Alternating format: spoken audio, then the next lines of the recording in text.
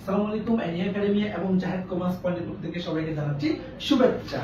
আজকে নিয়ে আসছি আমরা ক্লাস 3 ভিডিও নিয়ে। আমরা ক্লাস 1 এবং ক্লাস 3 2 দুটো ভিডিও দিছি অ্যাডজাস্টিং এর। আজকে করব কি ক্লাস 3। ক্লাস 3 ভিডিওটা দেখা করার আগে ক্লাস 3 একটু প্রশ্নটা একটু দেখেন, আর এটা হচ্ছে কি সলিউশনটা। আর এই প্রশ্নটা একটু আমরা সমাধান করার চেষ্টা করব।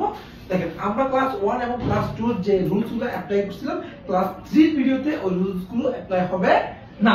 দেখেন একটু কষ্ট করে। এক নাম্বার, প্রিপেড ইন্স্যুরেন্স এক্সপায়ার মানে খরচ। আমি আগে বলছিলাম সবসময় রেওয়ামিল দেখবা, রেওয়ামিলে সম্পদ থাকলে খরচ, খরচ থাকলে সম্পদ। কিন্তু এখানে এই অঙ্কের মধ্যে কোনো রেওয়ামিলে নেই, শুধুমাত্র কি আছে সমন্বয়। তাহলে সমন্বয় যেভাবে আছে আমরা ওভাবেই করব।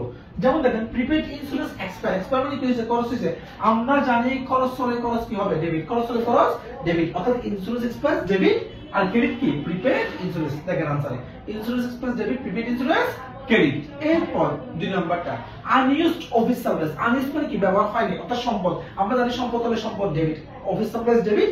তাহলে কি ক্রেডিট কি হবে? খরচ। Office supplies expense credit, office supplies debit, office supplies expense credit. এরপরে আসেন অবচয়। অবচয় যাবে এস্টিমেটেড আনুমানিক ডেপ্রিসিয়েশন অফিস ইকুইপমেন্ট। আমরা জানি অবচয় যাবে কি? Depreciation debit, accumulated depreciation credit, অর্থাৎ অবচয় ডেবিট, পুঞ্জীবিত অবচয় ক্রেডিট। তাহলে দেখেন আনসারের মধ্যে depreciation expense debit, accumulated depreciation credit আসেন। এরপরে unearned rent has been earned। unearned এর একটা টেকনিক বলছিলাম unearned যদি সেন্টেন্সের শুরুতে থাকলে ডেবিট, শেষে থাকলে ক্রেডিট। এখানে কি কোথায় আছে? শুরুতে আছে। তাহলে unearned rent debit, rent revenue credit. Solution দেখেন unearned rent debit, rent revenue credit. Okay, এরপর আসেন accrued rent revenue, অর্থাৎ rent revenueটা আমি এখনো পাই নাই, আয়টা এখনো হয় নাই। এটা বাংলায় আমরা করতাম কি মনে আছে? প্রাপ্য ভাড়া ডেবিট বাড়ায় ক্রেডিট। তাহলে প্রাপ্য ভাড়া ডেবিট বাড়ায় ক্রেডিট। তাহলে rent receivable, প্রাপ্য ভাড়া ইংরেজি কি? rent receivable debit, rent revenue credit. Okay, এরপর আসেন wages not paid, wages not paid, অর্থাৎ মজুরি কি আছে? বকেয়া কি আছে? এটা নিয়ে আমি একটা রুলস বলছিলাম, আপনাদের মনে আছে? রুলস এরকম ছিল যে কোনো খরচ বকেয়ার ক্ষেত্রে এক্সপেন্স ডেবিট, পেয়েবল ক্রেডিট, অর্থাৎ যে কোনো খরচ বকেয়া যাবে দেখি এক্সপেন্স ডেবিট, পেয়েবল ক্রেডিট। শুধু বলছিলাম কি তার আগে শুধু নামটা কি করবা?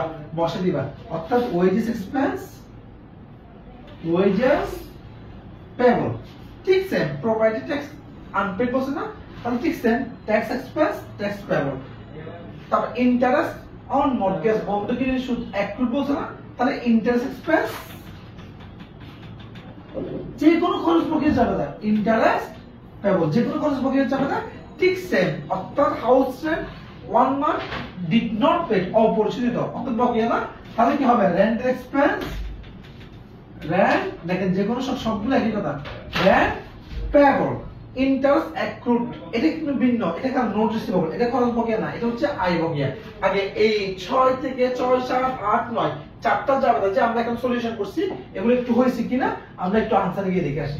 দেখেন আনসারে গিয়ে যদি আমি দেখি একটু খেয়াল করবেন, wages expense, wages payable, tax expense, tax payable, interest expense, interest payable, rent expense, rent payable, অর্থাৎ যে কোনো খরচ বকেয়া যাবে নাকি এক্সপেন্স ডেবিট, পেয়েবল ক্রেডিট।